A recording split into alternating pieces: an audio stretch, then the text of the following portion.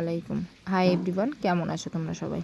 আশা করছি সবাই খুব ভালো আছো, আমিও খুব ভালো আছি। এই ভিডিওটা জানো তো বেশ কিছুদিন আগে, তখন আমি দীঘা যাইনি। হঠাৎ আজ ফোন ঘাঁটতে ঘাঁটতে ভিডিওটা পেলাম, তাই ভাবলাম তোমাদের সাথে একটু শেয়ার করে নিই। এটা কোনো একটা সানডের ভিডিও ছিল, তো দুজনে মিলেই বাজারে চলে গেছি। আর দেখো আমাদেরকে কে হেল্প করছে, সাইফানও এখানে কিন্তু আমাদের বাজার করতে অনেকটাই হেল্প করছে। আমি বাজারে গেছি মাছ কিনবো না, সেটা খুব রেয়ার টাইমে, তো সেদিনে 3-4 রকম মাছ না একসাথেই নিয়ে নিয়েছিলাম। আর আমি মাছ এনে ধুয়ে না জাস্ট একটু হলুদ মাখিয়ে রেখে দিই, বুঝলে তো। তো তাতে আমার মনে হয় মাছটা একটু ঠিকঠাক থাকে।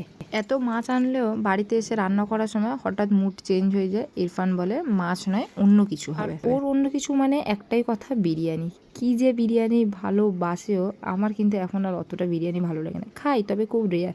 আর এখানে দেখো বেরেস্তাটা না আমার একটু ডার্ক হয়ে গেছিলো। খাওয়া দাওয়া করে একটু রেস্ট নিয়ে একেবারে দেখো আমি সন্ধ্যাবেলায় তোমাদের সামনে চলে এসেছি। এটা জানো তো আমার খুব পছন্দের কাজ। আর ইরফান যখন থেকে অফিস জয়েন করেছে, বেশিরভাগ সময়টা আমি চেষ্টা করি যে ওকে ড্রেস আয়রন করে দেওয়ার, তবে সবসময় হয়ে ওঠে না। বেকার মিথ্যা কথা বলে তো কোনো লাভ নেই। আর আমার ব্যাক পেনের একটা প্রবলেম আছে, আর আমার বেডটা অনেকটা নিচু, তো এই দাঁড়িয়ে দাঁড়িয়ে আয়রন করতে আমার প্রচুর কষ্ট হয়। তার জন্য আমি খুব যখন আয়রন করি একসাথে অনেক কাপড় আয়রন করে নিই। আমার, ওর, ছেলের, পাপার সবারই কাপড় মোটামুটি আয়রন করে রাখার চেষ্টা করি। ছোটো থেকে এত বড় হয়েছি, যতদিন মাকেই পেয়েছি, স্কুল জীবনে এইচএস পর্যন্ত কিছুটা সময় মাকেই পেয়েছি, তারপর আমার মা আর নেই।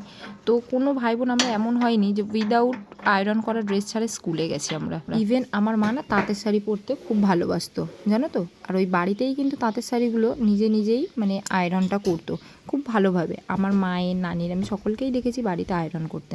তাই আমিও চেষ্টা করি ছেলের স্কুল ড্রেসটা, ইরফানের অফিস ড্রেসটা, আমার না হলেও ওদেরগুলো চেষ্টা করি যে একটু আয়রন করে ঠিকঠাক করে রাখার জন্য। দেখো মোটামুটি সমস্ত কাপড়গুলো আমার আয়রন করাও হয়ে গেছে। পাপারগুলোও মাম্মিকে দিয়ে চলে এসেছি, ছেলেরগুলোও তুলে দিয়েছি। আর মিস্টার হকের অফিস ওয়্যার 1 সপ্তাহের জন্য পুরো আয়রন করে রেখে দিয়েছি। তারপরে ওকে জিজ্ঞাসা করলাম রাতে কি খাওয়া দাওয়া হবে গো। ওনা হঠাৎ করে বলে উঠলো পরোটা খাবার ইচ্ছা হয়েছে। তো মিস্টার হকের ইচ্ছা পূরণ তো করতেই হবে। আর ও যখন আমার সমস্ত উইশগুলো ফুলফিল করে, তখন আমারও নিশ্চয়ই কর্তব্য যে ওর সমস্ত উইশগুলো ফুলফিল করি। আগে জানো তো পরোটাও শিখতে পারতাম না আমি, কিন্তু এই ইদানিং ও ভালোবাসে বলেই আমি পরোটা সেঁকাটা যে মেনলি শিখেছি। তোমরা তো এখানে মাঝে দেখলে যে একবার মাটনের দোকানে গিয়েছিলাম, আসলে গিয়েছিলাম মাটন চর্বিটা নেওয়ার জন্য। ওটা দিয়ে ঘুগনিও খুব ভালোবাসে, আর ওই রান্না করেছিল। আমি চর্বি দিয়ে রান্না করতে পারি না, কোথায় গলে টলে যাবে, তার জন্য ওই রান্নাটা করেছিল ঘুগনি। কিন্তু ফার্স্ট টাইম করলেও খুব ভালো হয়েছিল। এখানে তারপর দেখো যে লুচি খাচ্ছি। আসলে কেসটা কি হয়েছিল বলো তো, যে কিছুটা পরোটা আর কিছুটা লুচি করেছিলাম, তো ও বললো আগে লুচিগুলো খাই তারপরে পরোটা খাবো। আজকের ভিডিওটা এই পর্যন্তই রইলো। আমরাও খাওয়া দাওয়া করে ঘুমাতে গেলাম, আর তোমরাও ভালো থেকো, সুস্থ থেকো। অবশ্যই আমার ভিডিওটা ভালো লাগলে একটা লাইক করে দিও।